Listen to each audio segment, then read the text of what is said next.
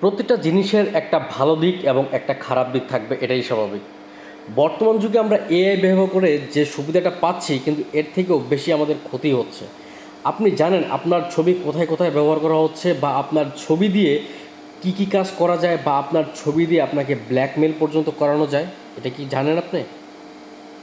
তাই যত বেশি পারবেন আপনার সোশ্যাল মিডিয়াতে ছবি আপলোড কম করবেন। কারণ আমি কিছুদিন আগে একটা নিউজ দেখলাম, একটা মেয়ে মানুষের ছবি নিয়ে তাকে জানাতা অবস্থা করা হয়েছে, এবং তার ছবি দিয়ে তাকে ব্ল্যাকমেল করা হয়েছে, তার কাছ থেকে অনেক টাকা দাবি করা হয়েছে। বিশেষ করে আমি মেয়েদের উদ্দেশ্যে বলবো, আপনারা অবশ্যই সাবধান হবেন।